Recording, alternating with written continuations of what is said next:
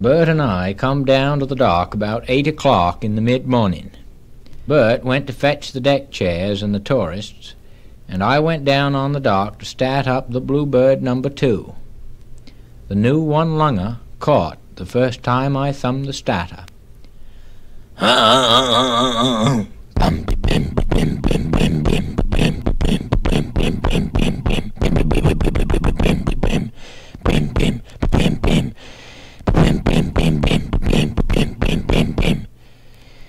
Bert come down on the dock with the 3 tourist ladies from New Jersey and the deck chairs and lowered them all away.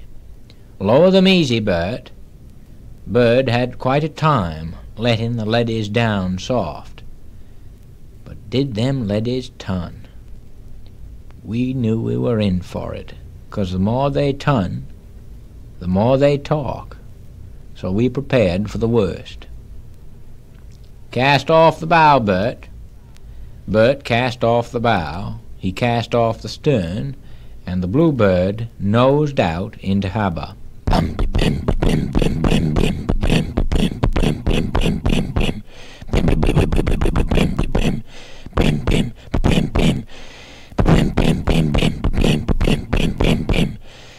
We ran out under heavy fog, and I told Bert to cut engine to see if we could hear the waves breaking on Leak's Ledge. "Cut engine, Bert."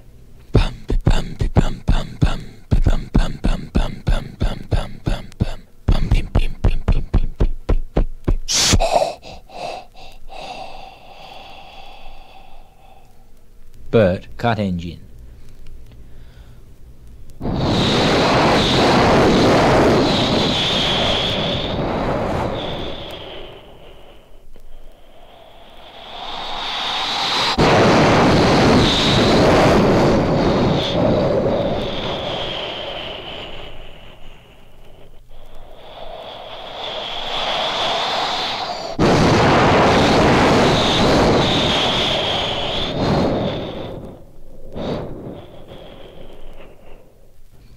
That was the surf breaking on Leak's Ledge off to starboard.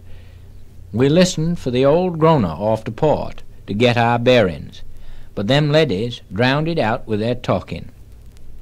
I figure I knew what I could do to fix 'em, though, so we ran off to Silas Point, where the tide sets you one way and the swell the other, and you can lay in the trough there and get her rolling so she'll put her rail under, first one side and then the other. By gorry, that quieted the ladies down some, and then we could just make out the old groaner off to port.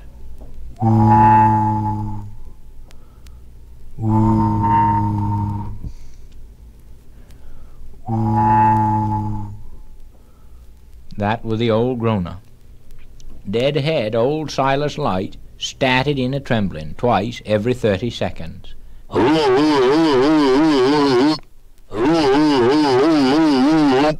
That were old Silas. After we got our bearings, we proceeded to the ports, and I told Bert to ease the throttle as we came in amongst them. "Throw it into reverse, Bert."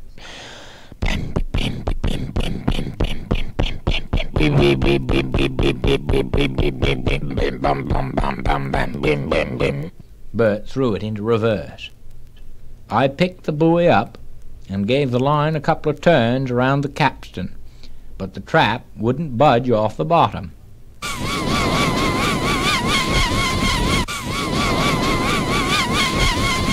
That was the line slipping on the capstan. I told Bert to throw his weight in, and somehow, together, we budged it. But it were half an hour before we got the thing aboard. What come over the side was too much for them ladies. 2 of them fainted and rolled right over in the bilge. That were one of them. And there were the other. There, all tangled up in the warp, were a creature like a square flippered seal without any hair. It were all rubbery and black, with 2 large thermos bottles on its back, and a couple of windpipes which led round to a glass eye in the middle of its forehead. Over its shoulder was a gunny sack crammed full of lobsters. It was flailing the air with its black duck feet and making fierce sucking noises.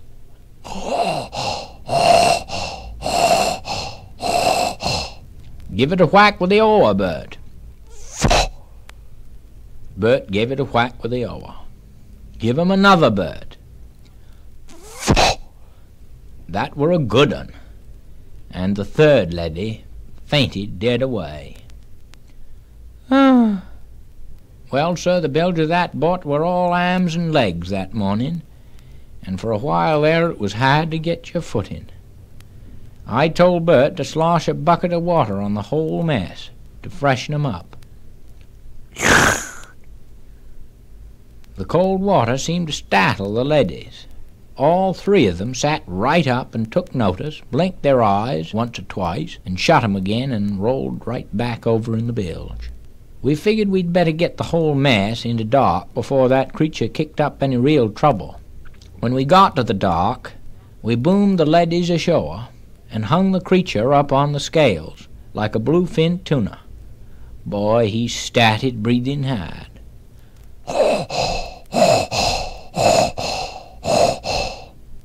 As soon as he heard something was up, Tut-Tut'll come running down from the post office. "By gorry," said Tut, "them museum fellows will give you something for that." "No, sir, Tut. No, they won't," I says, "'cause they ain't going to get him. We'll do a lot better if we use him for bait. I'm going to peg them lobsters he's got in his sack, tie a weight to his stomach, a line round his neck, and then by gorry I'll set him again." During the last hurricane, Harvey Beale lost his new tin roof from off the top of his barn, and she fetched up on the side of Schoodic Mountain. When he went to cart it away, it was mangled and twisted. Obie Cleve suggested he send it out to the Ford Motor Company and sell it for scrap. Harvey crated it and shipped it Railway Express to Detroit, Michigan. A year passed, and he got a note from Ford saying, "We don't know what hit your car, mister, but if you can give us the year and the model, we'll work overtime to get it straightened out for you."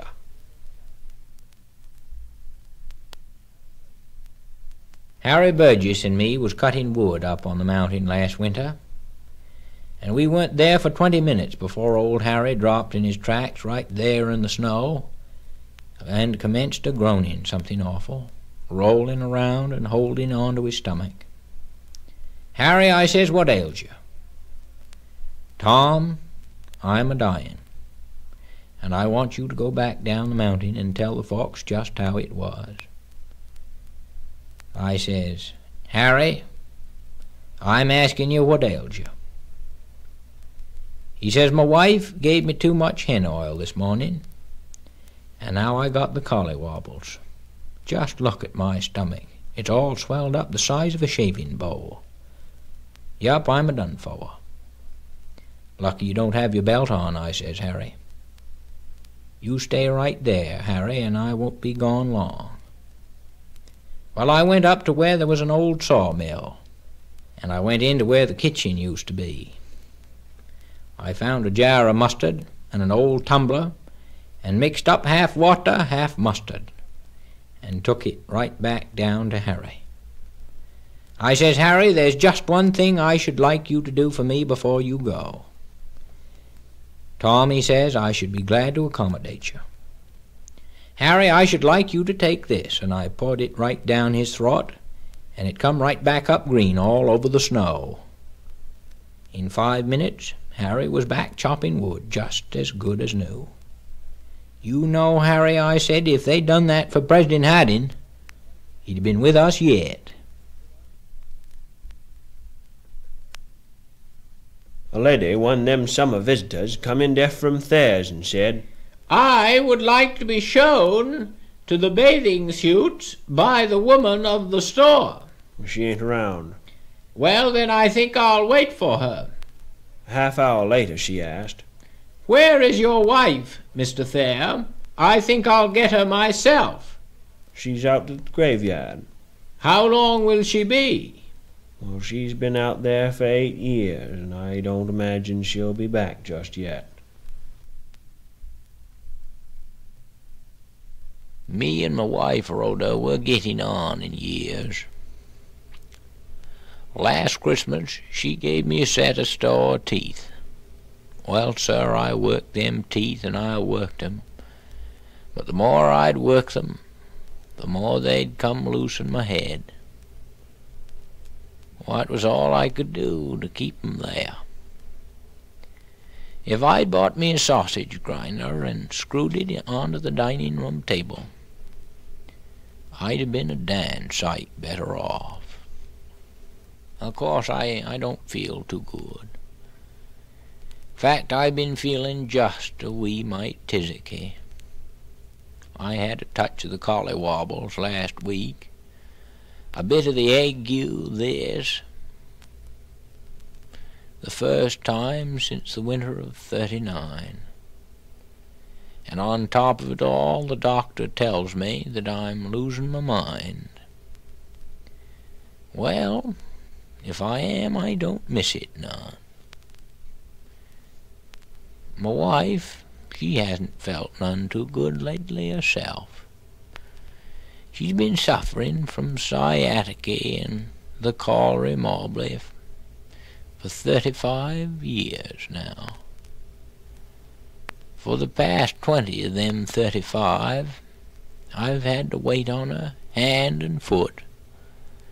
I sure in heck wish she'd get well or something. A fellow just the other day come up and asked me how old I was. I told him 97. "What'll you be doing when you reach 100?" he asked. I told him I guess I'd take up music. I went into Rockland last spring for supplies and met up with one of them little Salvation Army girls on the street. She come right up to me and asked, "Dear sir, would you kindly give a little something to the Lord?" "Little girl," I asked her, "how old are you?" 19. "Well, I'm 97, and I will pass on before you will, won't I?" "Yes," she said, "and I will see the Lord before you will, won't I?" "Yes." "Well, then, my dear," I said, "I think I shall give it to him myself."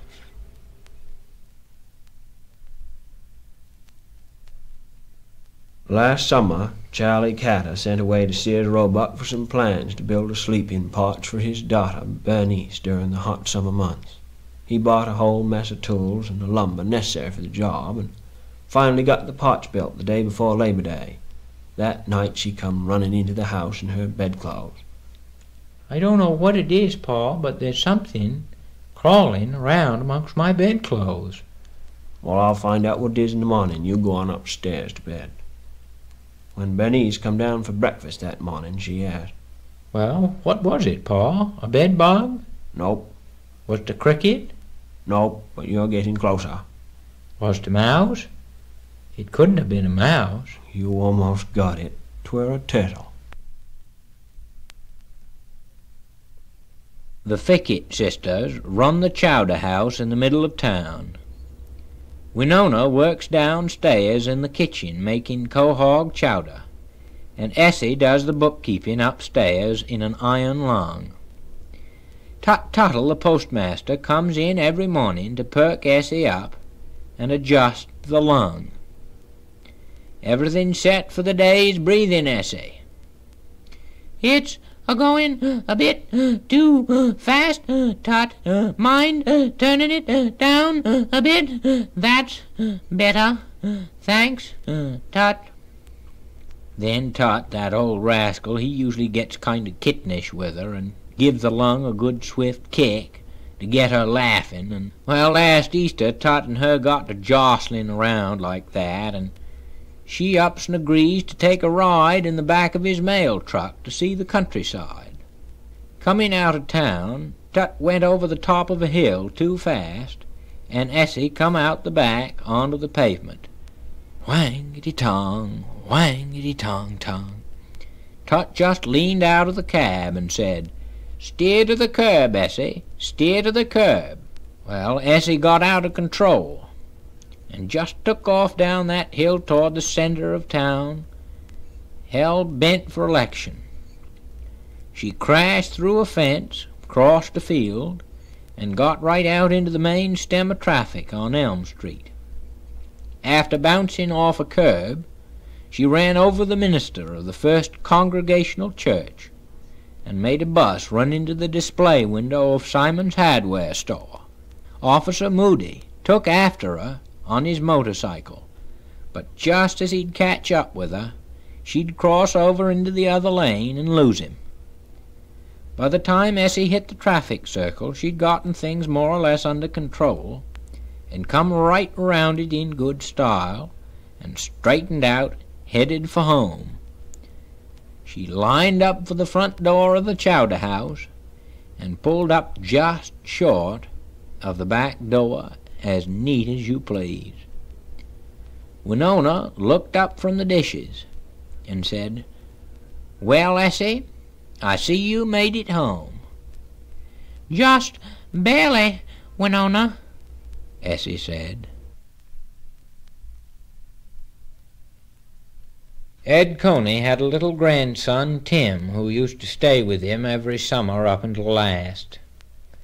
Sundays, Ed would give the boy his punt to scull around the harbor all by himself. Last summer, just before he went back to his parents, inland, Tim sculled the punt over a rock on a wave and stove it in. His grandfather cussed him up and down and told him to go home and never come back. When his grandfather wrote for him next spring, Tim stayed home and wouldn't come down. About the middle of the summer, the old fellow passed away, and Tim come down with his folks to the funeral. Tim went right up to the coffin, leaned over the edge, and said, "Well, grandfather, I see you got yourself a new punt." "What's your excuse for being out of school the past 2 weeks, Howard?" Well, it's 'cause of Old Blue. "What do you mean, Old Blue?" Well, sir, it's this way. We live out on the farm, and we've been having an awful trouble with foxes round the hen house. 2 weeks ago, this very night, we were wakened by a noise outside. Pa, he hops out of bed in his nightshirt, and I get up, and Old Blue, he's the dog, he hops up too. We tiptoed right on through the kitchen, out the door, and started for the hen house. Pa with his finger on the trigger, me beside him with Old Blue trailing close behind. A chicken let out a squawk. I come up solid. Pa stopped with his gun to his shoulder. And just that time Old Blue nudged Pa with his nose. Bam! And we've been picking chickens ever since.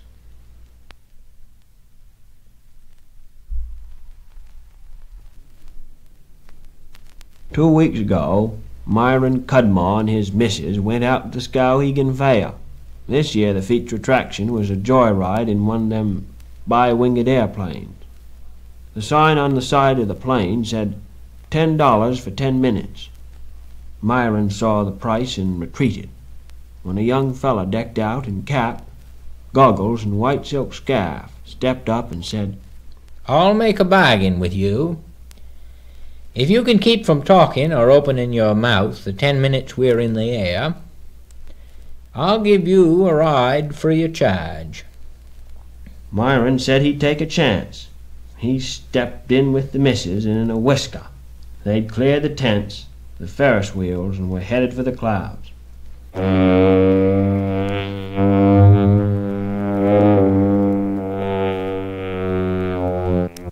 The pilot, as soon as he leveled off, commenced inside and outside loops.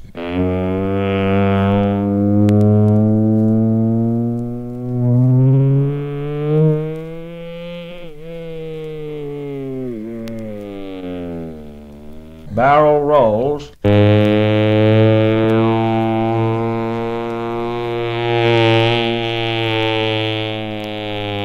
spins, and the falling leaf.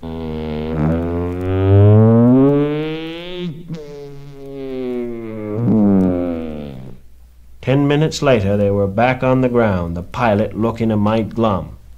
Well, I guess you win the free ride, mister. Wasn't there a moment when you felt like shouting or saying something? Myron, a bit proud-like, said, "Well, no.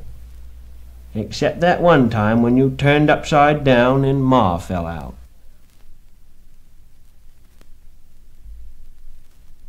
Fred Sawyer died back in '37. They had to dig him up last year to make way for the state turnpike. There's a law that says that some member of the family's got to be there when they lift him out. And so Fred's two sons, Paul and Sam, drew lots to see which one would go. Paul won, and when he come back that night, Sam asked him, "You help them with the digging?" "Yep." "Was it hard work?" "Sure was." "Loam or sand?" "Neither. Clay. "How was the box?"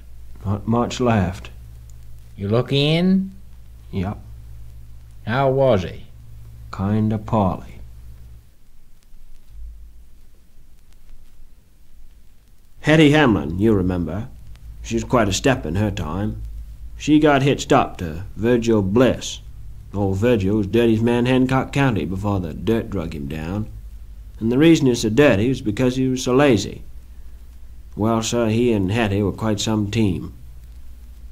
They lived together for 40 years in the Haynes cottage, down on the cliff. In '37, part of the roof fell in on 'em, and they just moved the bed over to one corner of the house. Virgil used to brag at how deep the snow would get on the floor. "I recollect it got as deep in here as it did out there. And it were mighty deep out there, I tell you. My woman went out to the well to get some water with a couple of pails. A gust would come along and I'd lose sight of her. But now and then there'd be a lull and I could just barely see her head above a drift. You know, there was times I weren't sure she'd make it. Old Hetty, she's quite a card. I went into town the other day and bought a double-bitted axe back home to her and carved HB right on the end of the handle. By golly, she was so happy that she was out chopping wood with it before breakfast. You know, something a little mite fancy will tickle a woman most to death. Toward the end, I think old Hetty caught on to Virgil's tricks and soured on him considerable. "Virgil, you put that whittling stick down and look at me." What do you want? "Do you know what day it is?" It's Sunday. "Well, this is our 40th wedding anniversary, and you ought to be ashamed of yourself for not thinking of it." Is that so? "You know, some one these days something's going to happen to one of us, Virgil, and then you'll feel different." When it does, I'm moving up to Kittery. Virgil used to do a little plowing in the summers. But of course he didn't mind that too much, 'cause the horse did most of the work. He plowed the crookedest furrow I ever did see. He used to say, I work awful hard, I tell you. Yes, sir. There's a good many nights when it gets to be 9 o'clock before my shirt gets dry enough to go to bed. "The lumber people been having an awful time in Oxford County with that spruce worm that lays its eggs up the top of the trees and gobbles up everything in sight. One of them biologists over to the Academy suggested they send up to Washington, D.C. to the Department of Agriculture for some of them insects that feed on the spruce worm. The department sent some insects down, and early last spring they released a swarm of them. Last week, during the hot spell, Waldo Griffin and Spencer Brown were sitting out in front of the firehouse, sleeves rolled up to the elbows, when an insect landed on Spencer's arm. He raised his right hand and was all set to swat when Waldo remarked, "Better not strike that one, Spencer. It might be one of them government flies." Nathan Hubbard was the village idiot. He spent most of his days collecting gulls' eggs along the shore and selling them for what he could. The fellows down at the garage told him that if he sat on a gull's egg long enough, he could hatch it. And so, for the next 3 weeks, he disappeared into his house, and no one saw hide nor hair of him. Then they gave him a coconut and told him it was an ostrich egg, and he disappeared with it for a whole month. One day, he some surprised him, though. He turned up at a church social with a little gull perched on his shoulder. "Did you hatch it?" asked Charlie Harris. "I sure did," Nathan replied. "What do you feed him? Garbage?" Charlie queried. "Nope," Nate replied. "But I think he'd like some of that cake over there. You know, it's awful hard to upset a little gull's stomach." Harry Whitfield decided he'd purchase a ticket on one of those twin-motored Northeast Airline flagships for the return trip from Oyster Bay, New York, to Tunk Lake, Maine. On the day he was to leave, his niece Winona drove him to New York City in the early morning, so she could take in some of the sights. First off, she took him to visit the Woolworth Building. Then they inspected the bomb damage to the wall of Morgan's Bank, and then went up to Grant's tomb. Actually, Harry argues it should be called Grant's tomb, as both President and Mrs. Grant are laid to rest inside. From there they went to the Battery and boarded a ferry boat bound for the Statue of Liberty on Bedloe's Island. After they sandwiched 2,000 or 3,000 tourists aboard, the gates closed and the captain gave the horn a thonk. She slid across the harbor.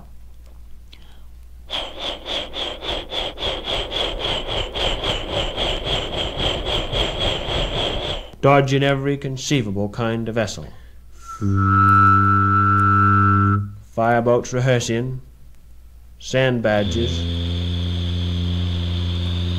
and a Chinese junk. When they arrived at the island, Harry shut his eyes and braced himself as the captain piled into the slip.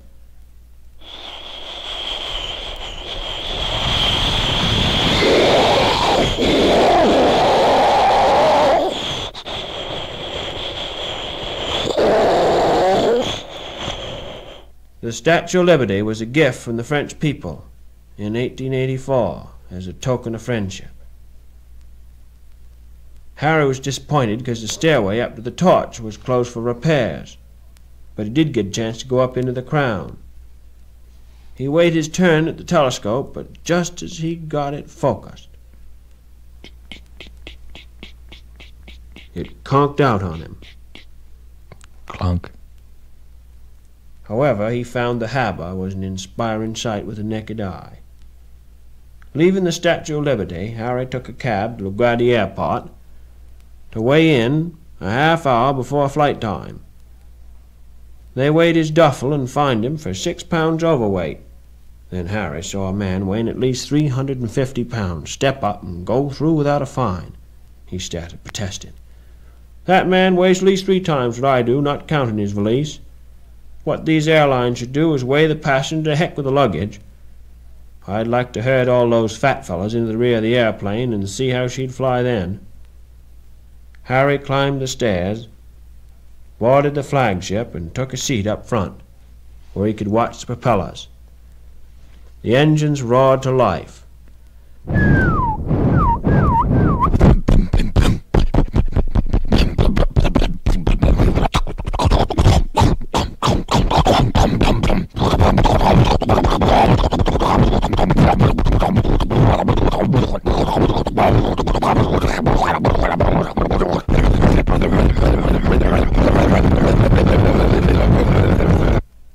out so much smoke that Harry wondered if they were burning soft coal. Then it seemed they squatted at the end of the runway for long enough time to fly halfway to Bangor. When they commenced to take off, Harry had to hold his ears.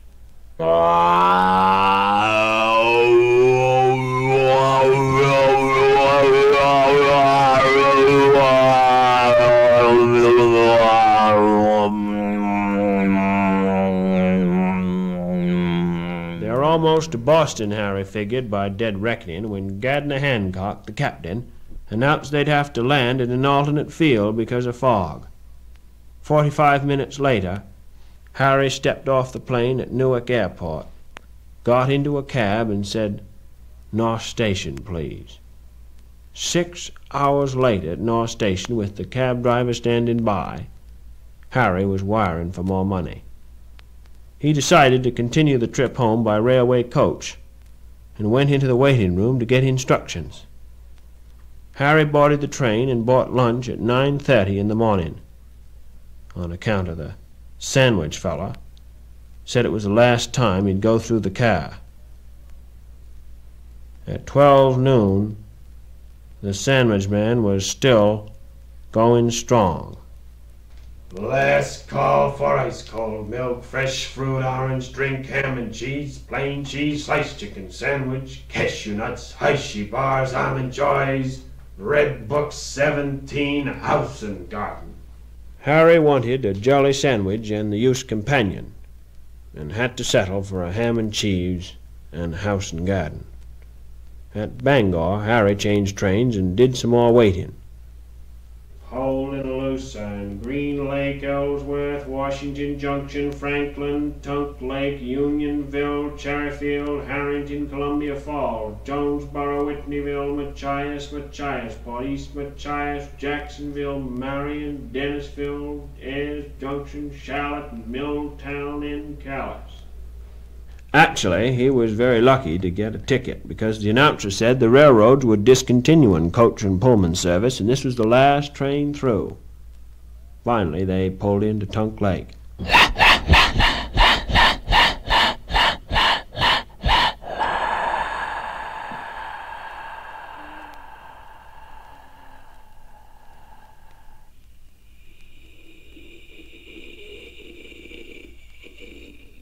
Harry stepped off just in time to see Horace Bradley hitching up the passenger waiting shed behind his team of horses.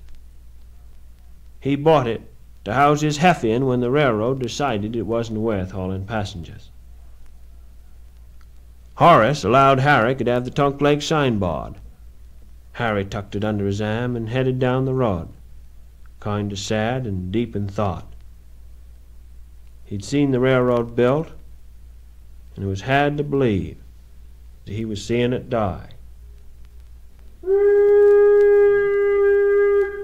He pulled out his watch. 4 minutes until 8. She was blowing it good inside him, and in a minute she'd be out of earshot.